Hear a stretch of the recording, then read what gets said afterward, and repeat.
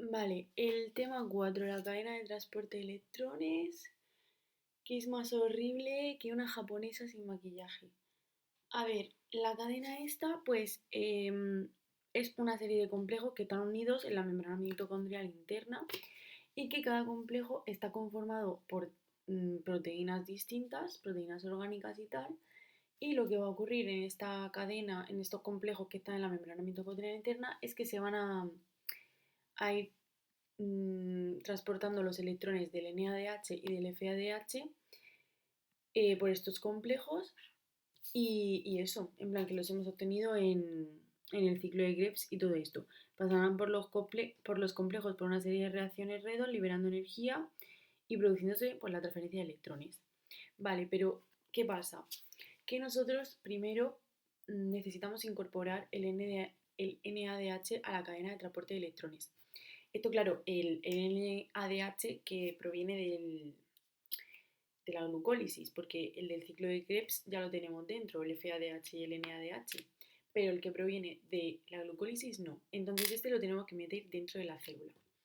Para ello, ¿cómo entra? Pues, por un lado, entra del citosol a la membrana, o sea, coñas, a la mitocondria, entra por unas porinas, ¿vale? O sea, la mitocondria, como todos sabemos, esto es la mitocondria, esto es la membrana mitocondrial externa, esto es la membrana mitocondrial interna y esto es el espacio intermembrana, ¿no? Vale, pues la membrana mitocondrial externa tiene unas porinas que, bueno, que son unos poros ahí abiertos y son unas proteínas por las que puede entrar el NADH. Y entonces así pasa a estar en el espacio intermembrana, ¿vale? O sea que eh, tenemos unas porinas en la membrana mitocondrial interna y las proteínas forman poros específicos que estos poros específicos, estas porinas, lo que dejan es que permiten entrar por difusión libre, o sea, sin gasto energético, a moléculas que tienen un peso molecular menor de 10, ¿vale? Y el NADH pues lo tiene. Bueno, total, que lo tenemos en espacio intermembrana, pero nosotros queremos meterlo dentro de la matriz. Entonces, para eso tiene que pasar por la membrana mitocondrial interna. Y para ello hay otra cosa que no son purinas. Está la lanzadera de malato aspartato y la lanzadera de gliceraldehído trifosfato deshidrogenasa. ¿De qué va a depender cuál usamos? Pues del tejido en el que nos encontremos. Porque si estamos en las células del corazón y del hígado, solo tenemos esta lanzadera. Pero si estamos en la del músculo, la lanzadera que tenemos es esta. Y pues actúan de forma diferente. Vale, la lanzadera malato aspartato, esta lo que hace es que utiliza, o sea, pasa de oxalacetato, lo reduce a malato, ¿vale? Entonces, esto lo hace por medio de la malato deshidrogenasa, sí, por la malato deshidrogenasa y usando el NADH. O sea que va a pasar de oxalacetato a malato y va a coger los electrones del NADH para pasarlos al malato y entonces vamos a convertir esto en NAD+, ¿vale? Bueno, entonces pasamos de oxalacetato a malato por la enzima esta, malato deshidrogenasa, y ahora el malato puede entrar a la membrana mitocondrial interna por un sistema de antiporte, ¿vale? O sea, esto lo hacemos porque el oxalacetato no puede entrar así porque sí. Entonces entra el malato y ya lo tenemos en nuestra matriz mitocondrial. Entonces, ahora lo que ocurre es que el malato ahora se va a oxidar y entonces vamos a pasar el NAD más que habíamos convertido aquí a NADH, ¿vale? Y entonces ya vamos a tener el NADH dentro. Entonces se convierte a oxalacetato y este lo queremos volver a sacar al espacio intermembranal para usarlo en otros procesos. Entonces lo que hace es que por medio de una transaminasa va a pasar a aspartato, ¿vale? Se va a convertir en aspartato. Entonces el aspartato este sí que puede salir por la membrana mitocondrial interna y entonces se hace una transaminación inversa y va a volver otra vez a oxalacetato, ¿vale? O sea, fácil y sencillo en verdad. Queremos meter esto dentro, ¿no? El NADH dentro. Vale, pues para ello lo usamos en una reacción, dos acetato malato, metemos el malato, lo volvemos a usar en una reacción otra vez. Entonces ya tenemos el NADH porque aquí lo habíamos pasado en NAD+. Luego este lo queremos sacar y como no puede salir así por la cara y no podemos volverlo a pasar a malato porque no tendría sentido, pues lo pasamos a aspartato por una transaminasa. Pasa por aquí y tal, y por una transaminasa inversa vuelve otra vez a usar acetato para poderse usar. Vale. Muy bien. Vale. Luego está la lanzadera gliceraldehído 3-fosfato de deshidrogenasa, que esta está en el músculo. Entonces, ¿en esta qué pasa? Pues nosotros partimos de un dihidroxicetona fosfato y este se reduce a la gliceraldehído 3-fosfato. Entonces, se reduce por la gliceraldehído 3-fosfato deshidrogenasa y pues igual del NADH pasamos a NAD+. Entonces, el gliceraldehído 3-fosfato sí que puedes entrar a la matriz por transportador de la membrana interna, ¿vale? Hay unos transportadores del gliceraldehído 3-fosfato y lo podemos meter. Entonces, lo metemos y ahora está dentro de la matriz mitocondrial y una gliceraldehído fosfato mitocondrial lo va a pasar a dihidroxicetona. Pero en lugar de usar como aquí, que usábamos otra vez el NAD más y lo pasábamos a NADH, aquí va a usar el FAD y vamos a obtener FADH2, ¿vale? O sea que en este, las únicas diferencias, esto lo metemos por la porina, tal, y este obtenemos el NADH, que es el que queremos, y en este tenemos el FADH2, ¿vale? Que es un equivalente, en verdad. Y esto pues lo hemos vuelto a convertir en dihidroxicetona que vuelve a salir para volverse a repetir el proceso y tal. Vale. Bueno, pues cuando ya tenemos nuestro NADH dentro para nuestro transporte de electrones y todas estas cosas, pues ya podemos empezar la fosforilación oxidativa. La fosforilación oxidativa es un proceso mediante el cual la energía liberada durante la transferencia de electrones a través de la cadena de transporte de electrones se usa para generar un gradiente que será usado para la producción de ATP por la ATP sintasa. Vale, pues la fosforilación oxidativa es pues eso, el proceso en el que la energía que hemos producido al transportar los electrones por la cadena de transportar de electrones la vamos a poder utilizar para formar ATP, ¿vale? Que era lo que nosotros queremos en verdad. Vale, pues esta fosforilación oxidativa está compuesta por una serie de complejos que van a ser los encargados de formar esa energía, ¿no? Entonces tenemos por un lado el complejo 1 o NADH deshidrogenasa, el complejo 2 succinato deshidrogenasa, complejo 3 citocromo C reductasa, complejo 4 citocromo C oxidasa, complejo 5 ATP sintasa, ubiquinona o coenzima Q y el citocromo C. Y bueno, esto no lo leemos porque lo vamos a decir ahora y para qué. Vale, antes de entrar a aplicar la cadena transportadora de electrones, vamos a ver pues unos conceptillos que ya sabemos todos, pero bueno. El NAD más es un dinucleótido de nicotinamida y adenina. Esta nicotinamida, bueno, la nicotinamida está unida a la adenina por un enlace fosfodiéster, muy bien por ellos. La nicotinamida tiene un anillo de piridina.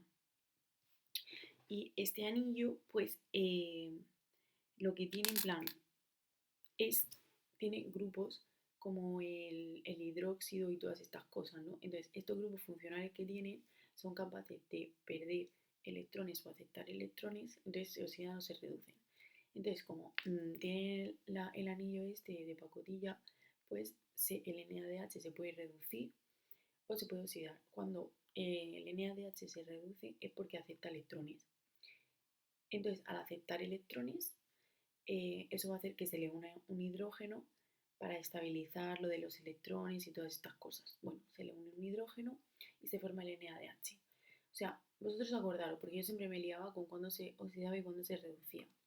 Cuando se reduce, acepta electrones, se pone triste porque está muy negativo y entonces, pues eso, se reduce, ¿vale? Entonces, cuando se reduce es que acepta electrones. Se ha puesto triste porque está muy negativo. Y cuando se oxida es cuando da electrones, ¿vale? Bueno, lo contrario y ya está. Bueno, total, ¿qué función tiene el NAD más este? Pues de coenzima. Ayuda a las enzimas a hacer sus procesos porque se une a ellas y hace pues que puedan hacer sus reacciones y todas esas cosas. Bueno, luego está el FAD, que pues, sí que es como el otro, en verdad. Pero eso, participa en ciclos de transferencia de electrones, se oxida y se reduce según las necesidades energéticas. Muy bien. Y pues eso ocurre lo mismo, que se reduce a FADH2 y pues ya está. Y bueno, este es un dinucleótido de famina adenina. Sí, ¿no? Sí. Bueno, y entonces está formado por una flavina que creo que es una proteína, bueno, una molécula que tiene un anillo de isoabocina, madre mía, isolochacina, es que vaya nombres. Bueno, pues tiene un anillo de isolochacina esta. Tiene un ribitol que es un alcohol y nucleótidos de adenina. Adenina más fosfato que se unen por el alcohol por un enlace fosfodiéster. Bueno, eso, que está formado por estas tres cosas. Y luego aquí una cosa que dice que la vitamina B contiene isolochancina, que es el anillo este de la flavina, y ribitol. Y pues eso, que la vitamina B pues tiene eso. Bueno, no la pena un poco. Bueno, siguiente. Vamos al kit de la cuestión. ¿Esta cosa me pasa o qué? Vale, aquí está la cadena de transporte de electrones. Parece mucha cosa, pero nada, no os preocupéis. A ver, el complejo 1, ONH o NADH deshidrogenasa. Tiene sentido que se llame así, ¿vale? Ahora vamos a ver.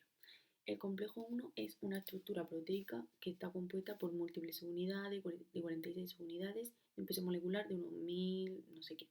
7 de estas subunidades codificadas por el ADN mitocondrial. Bueno, eso, que es una estructura proteica que tiene unas 46 unidades, unas 46 proteínas y cosas, y que 7 de estas pues están codificadas por el ADN mitocondrial. Vale.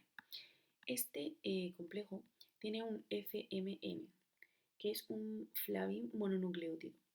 Este FMN pues, es un compuesto que es un grupo prostético, básicamente. Bueno, pues es un grupo de prostéticos de proteína y tal. Bueno, pues es un componente que participa en la transferencia de electrones.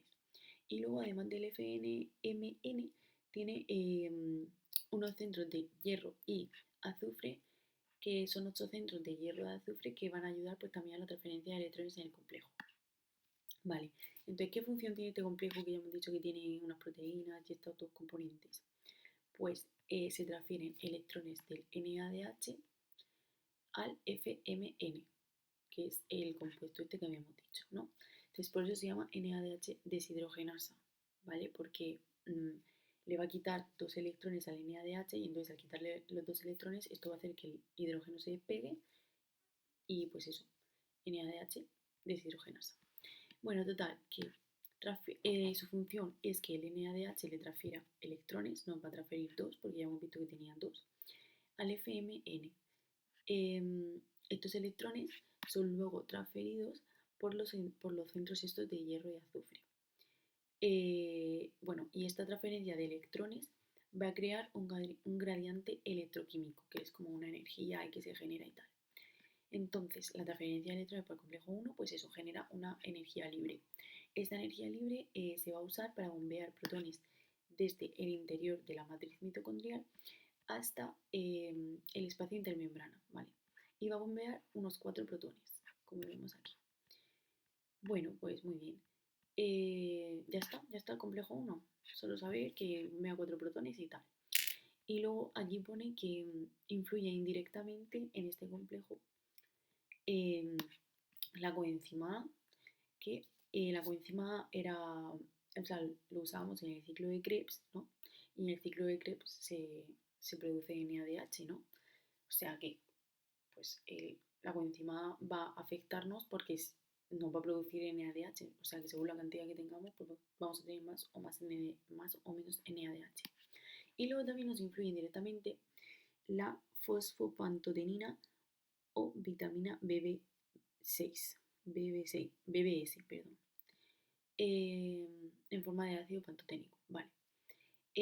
Lo que ocurre es que la vitamina BBS se une al fosfato, se une a un fosfato y forman una fosfopantotenina, ¿vale? O sea, eh, eso, que forma o sea, nos afecta la fosfopantoteína porque es un precursor de la coenzima A, que ya hemos dicho cómo nos afecta. Y luego nos afecta la vitamina BBS porque cuando se une a un fosfato también forma fosfateína, que pues eso es un precursor de la síntesis de coenzima A y también nos afecta. Vale, bueno, voy a pasar al complejo 1 tal y pasamos al complejo 2 o succinato deshidrogenasa. Este complejo pues, es una enzima que participa en la cadena de transporte de electrones y está involucrado en el ciclo de Krebs. Vale. La succinato deshidrogenasa en el ciclo de Krebs era la encargada de pasar de succinato a fumarato, si no recuerdo mal. Entonces, pues eso, participa en la cadena de transporte de electrones y también está involucrado en el ciclo de Krebs. Este se caracteriza porque tiene FAD en lugar de FMN, tiene otro componente que se llama FAD y este también tiene centros de hierro y sulfuro, que ya hemos dicho que ayudan al transporte de electrones y tal. Pero importante, muy, muy importante, que este complejo no bombea protones, ¿vale? Y está en la membrana mitocondrial interna. Nexo al catabolismo y fosforilación oxidativa. Bueno, esto igual al catabolismo de los ácidos tricarboxílicos, o igual me lo he inventado, no me hagáis caso, pero bueno, que está en la membrana mitocondrial interna y pues si está ahí incrustado es porque no es soluble en la matriz mitocondrial. Y lo tengo aquí que es importante, pues era importante. Vale, ¿qué función tiene el complejo 2 este? Como ya he dicho, pues cataliza la oxidación de succinato a fumarato en el ciclo de Krebs. Mientras tanto, se reduce el FAD a FADH2. O sea que oxidación era que dábamos electrones, ¿no? Entonces damos electrones y estos los capta el FAD que se reduce a FADH2. Y pues eso, una forma de FADH2. Vale.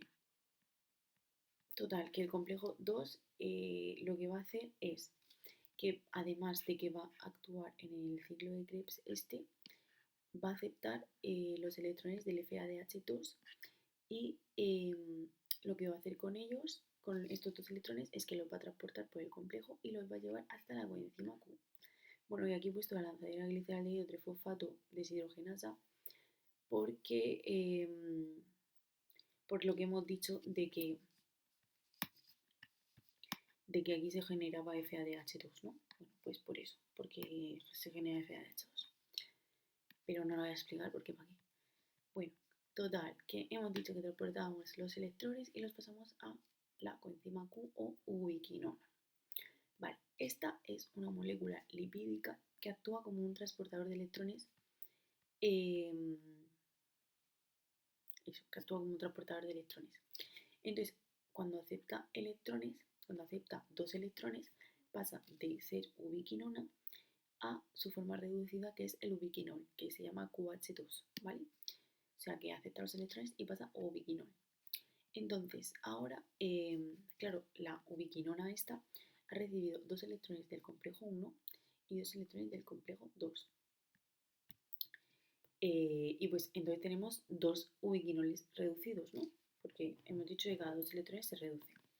Vale, total, que ahora pasamos al complejo 3. La ubiquinona esta va a pasar, bueno, ahora ya ubiquinol nos va a pasar sus electrones a nuestro complejo 3.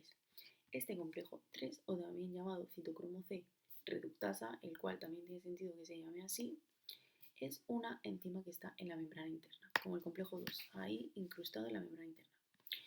Este tiene una serie de componentes. Tiene dímeros de 11 subunidades, o sea, unidades de, o sea, dos proteínas unidas de 11 subunidades y son subunidades proteicas tal. Luego tiene una proteína llamada proteína Rieske, sí, que tiene hierro y azufre. Y esta subunidad hace una función en la transferencia de electrones dentro del complejo. Pues eso, que la proteína esta hace su función en la transferencia de electrones. Y luego tenemos también el grupo hemo, porque lo tengo por aquí dibujado, un poco art attack, pero bueno, el grupo hemo con una protoporfirina que puede ser el hierro y todas esas cosas que va a ayudar al transporte de electrones.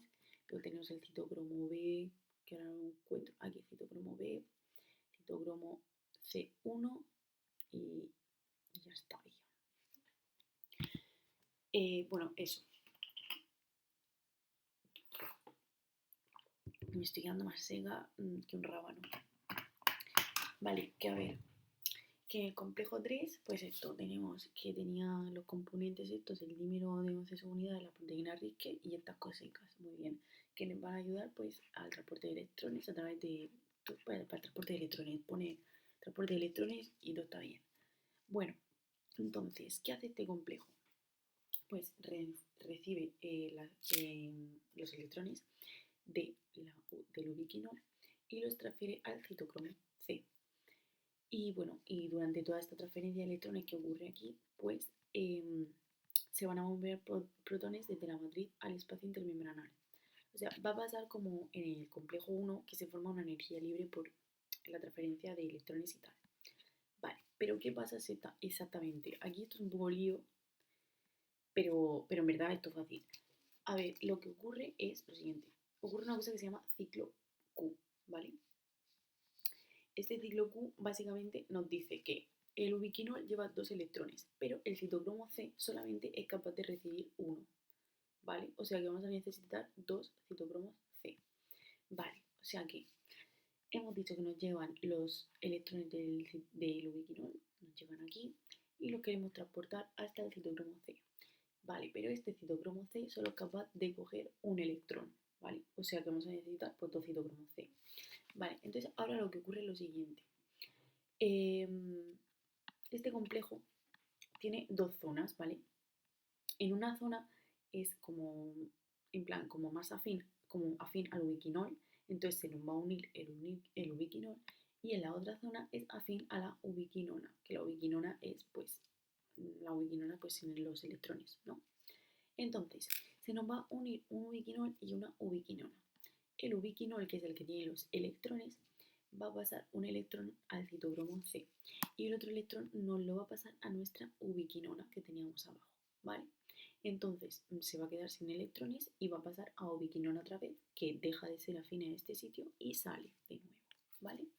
Entonces hemos dicho que se pasa un electrón al citocromo C y pues ese ya está cargado. Hemos dicho que el citocromo C solo puede coger un electrón, ¿vale? Y el otro lo hemos pasado a nuestra ubiquinona, ¿no? Entonces, esta ubiquinona, al recibir el electrón, pasa a formar un radical libre, que sigue siendo afín a este sitio, ¿vale?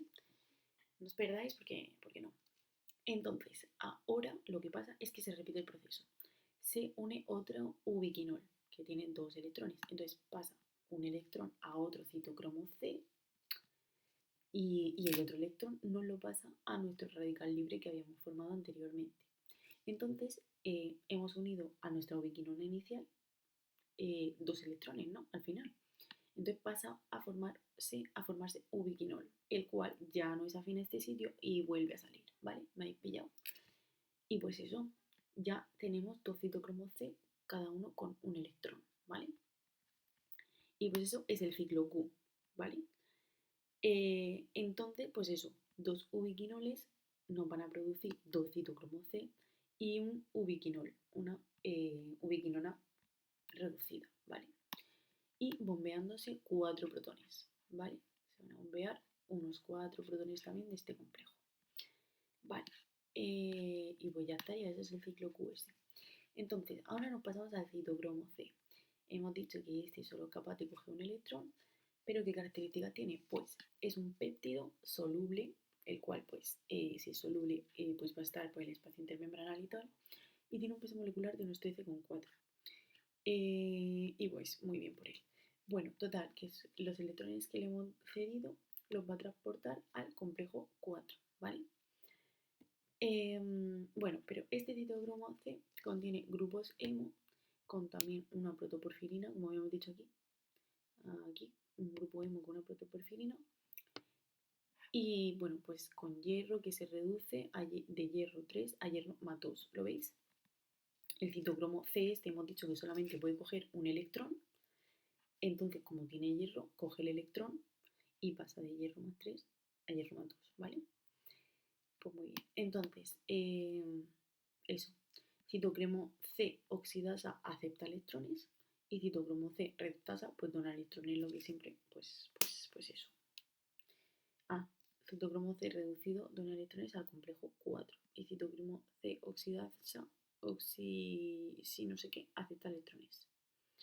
Pierde. ¿Qué?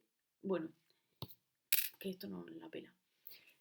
Bueno, básicamente tenemos claro que el citocromo C lo que va a hacer es ahora transportar sus electrones al complejo 4 y que pues se pasa de hierro 3 a hierro más 2 y luego tiene otra característica que es que el citocromo C en específico, porque hay varios citocromos como este, el citocromo B, el citocromo C1 y todo eso, pues el C tiene un espectro de absorción característico que va a hacer que lo podamos distinguir de otros citocromos que haya por ahí.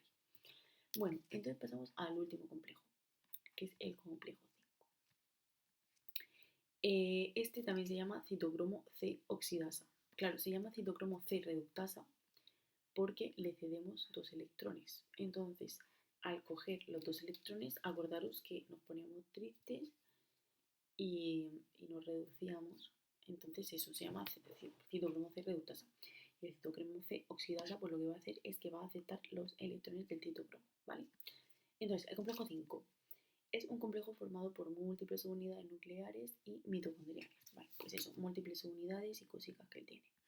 Bueno, su función es catalizar la última etapa de la cadena de transporte de electrones y lo que va a hacer es que el último aceptor de electrones va a ser el oxígeno y se va a formar una molécula de agua, ¿vale? Entonces, el citocromo C oxidasa contiene, o sea, el complejo 4 contiene subunidades de citocromo A y A3. Bueno, voy a explicar lo que va a enseñar, no voy a leer esto. A ver, el complejo 4 este tiene una subunidad que se llama A, y la otra subunidad se llama citocromo A3, citocromo A y citocromo A3, ¿vale? Aquí lo tengo mejor puesto. Entonces, lo que va a ocurrir es lo siguiente. Nos van a llegar 2 citocromos con un electrón cada uno, ¿vale? Entonces, nos van a llegar los electrones estos y entonces lo que va a ocurrir es que nos va a formar un peróxido, ¿vale? Un peróxido es esto.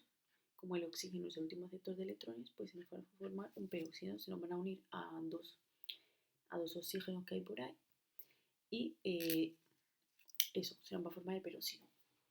Entonces, nosotros para que se reduzca a agua vamos a necesitar 2 citocromos más, ¿vale? Entonces vamos a tener pues eso. En verdad tiene sentido porque teníamos 2 ubiquinoles, ¿no? Teníamos un ubiquinol que lo formábamos de los 2 electrones del complejo 2 y otro ubiquinol de los electrones del complejo 1, ¿no? Entonces, un ubiquinol nos daba 2 citocromos C y el otro ubiquinol otros 2 citocromos C.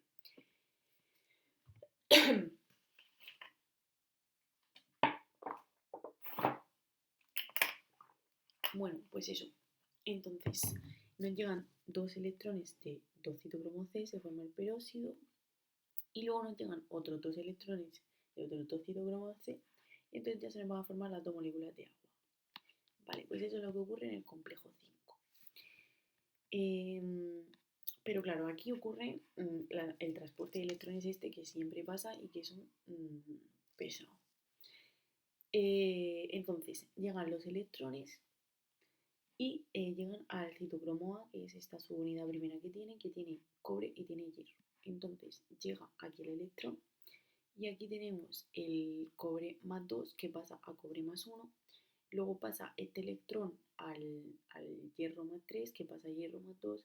Y luego este electrón pues lo pasa al cobre luego aquí. Y pasan ya del citocromo A3 finalmente a formar las 2 moléculas de agua, ¿vale? Entonces, todo este transporte de electrones va a producir otros 4 protones fuera, ¿vale? O sea que ya estaría. Este nos coge los electrones de NADH, 2 electrones, los pasa a la ubiquinona, ¿vale? Se reduce a ubiquinol.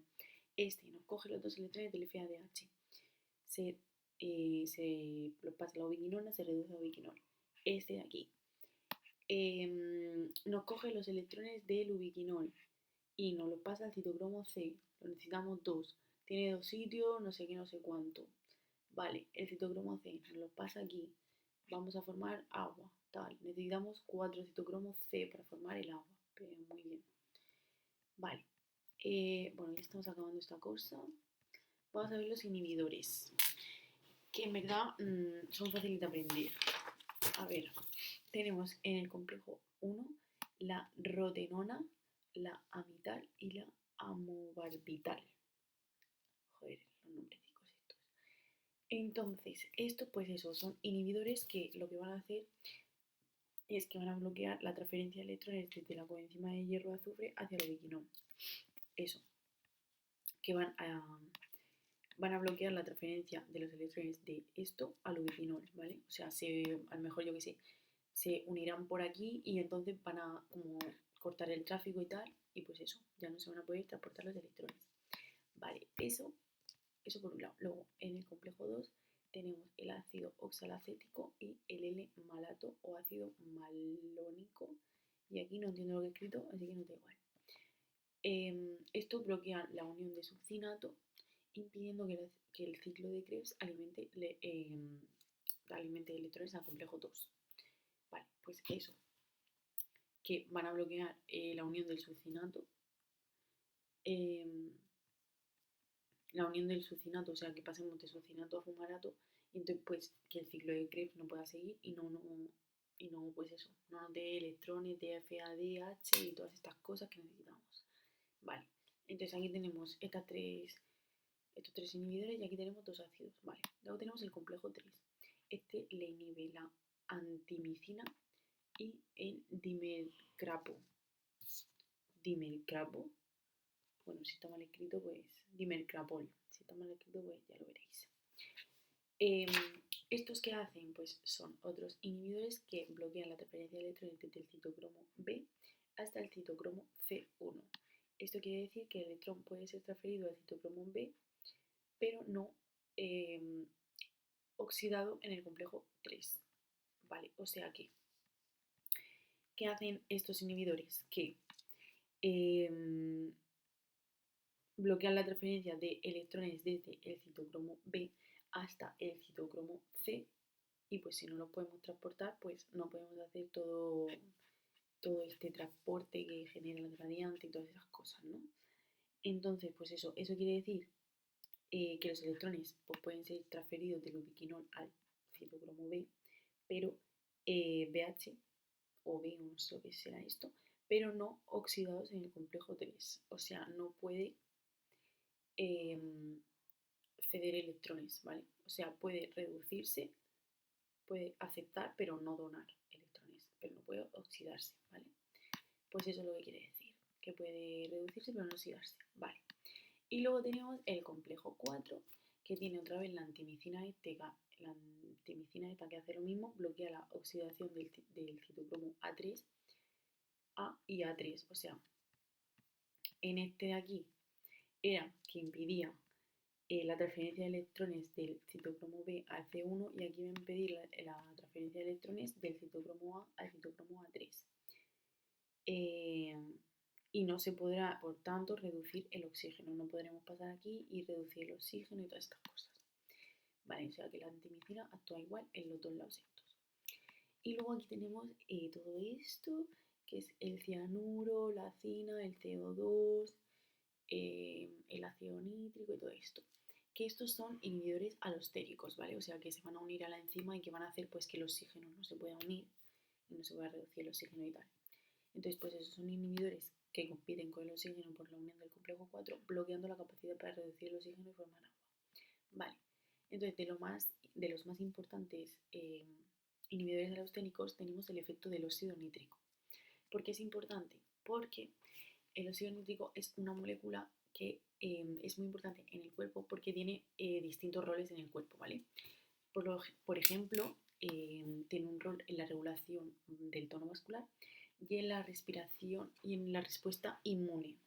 ¿Por qué? Porque los macrófagos liberan este nitrógeno, este óxido nítrico, y lo que va a hacer este óxido nítrico que liberan es que va a matar a patógenos, ¿vale?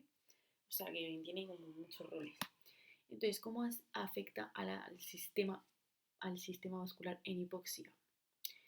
Pues en hipoxia ya sabemos que es cuando tenemos una baja concentración de oxígeno, ¿vale? Y es un inhibidor alostérico, ¿no? Vale. Entonces, el óxido nítrico se produce a partir de la L-arginina, que,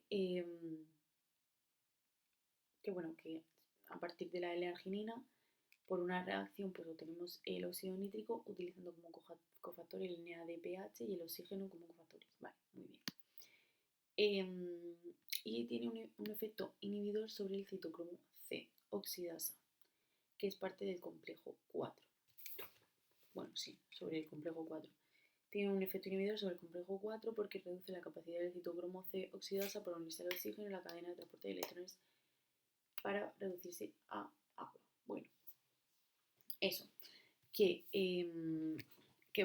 como es un inhibidor alostérico, pues se va a unir al complejo 4 y va a hacer que no se va a unir el oxígeno y ya está.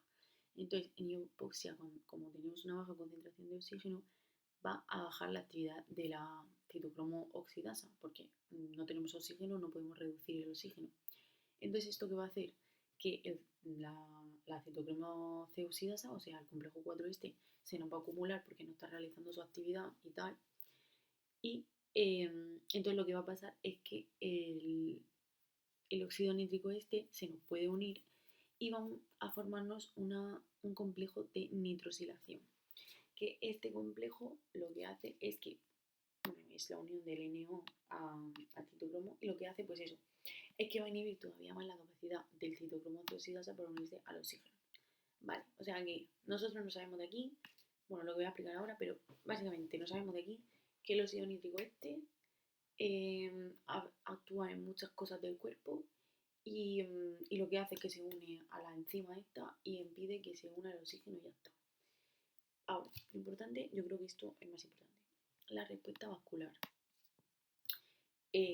Vale, cuando tenemos un bajo uso de oxígeno por parte de la célula, como por ejemplo cuando hacemos ejercicio y tal, que gastamos oxígeno y todas estas cosas, pues cuando no lo usamos, para compensar esta falta de oxígeno, el óxido nítrico lo que hace es activar una enzima que se llama guanilato ciclasa. Esta enzima que activa va a aumentar los niveles de GMP cíclico. ¿Vale? Entonces, este GMP cíclico que es activado por esta enzima, bueno, no, sí, que es lo que produce esta enzima, produce la relajación muscular. ¿Vale? Entonces, esta relajación del músculo liso va a hacer que las paredes de los vasos se dilaten, ¿vale? Entonces, esto es lo que se llama como vasodilatación. Entonces, lo que ocurre es que si se dilatan los vasos sanguíneos, va a aumentar el flujo sanguíneo en los tejidos. Entonces, pues, al aumentar el flujo sanguíneo, pues nos va a llegar más sangre y nos va a llegar más oxígeno, ¿vale? O sea que el efecto del óxido nítrico es que se une al complejo 4 y nos va a inhibir que el oxígeno se una al complejo 4. Y luego, en la respuesta vascular, lo que va a hacer es que va a activar una enzima que aumenta los niveles de GMP cíclico, que lo que hace es relajar los músculos lisos estos, la relajación de los músculos lisos, y va a haber más flujo sanguíneo para que nos llegue más oxígeno, ¿vale? Bueno, y ya por último, el balance energético. Vale, el balance energético es que un NADH nos va a dar 10 protones y un FADH nos va a dar 6 protones. ¿Por qué? Vale, tenemos 4 protones de aquí, ¿no? Tenemos unos 4 protones de aquí, 4 y 4, 8 protones, y luego tenemos 4 protones de aquí. Pero claro, un NADH nos va a dar 2 electrones, ¿no? Nos va a dar 2 electrones.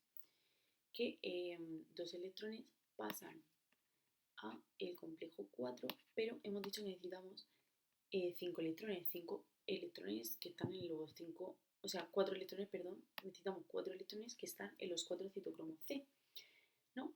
Entonces, de FADH nos va a dar otros 2 electrones, ¿no? Vale, pues lo que ocurre es lo siguiente, que en el complejo 4 tenemos que liberamos 4 protones, pero bombea 2 protones por cada par de electrones que se nos transfiere al oxígeno, ¿vale? O sea que bombea 2 electrones por cada 2 citocromo C. Y como necesitamos 4 citocromo C, pues bombeamos 4 protones. ¿Vale? Entonces por eso el balance energético es que un NADH nos da 10 protones y un FADH nos da 6. Porque el NADH nos da 4 y 4, 8, más los 2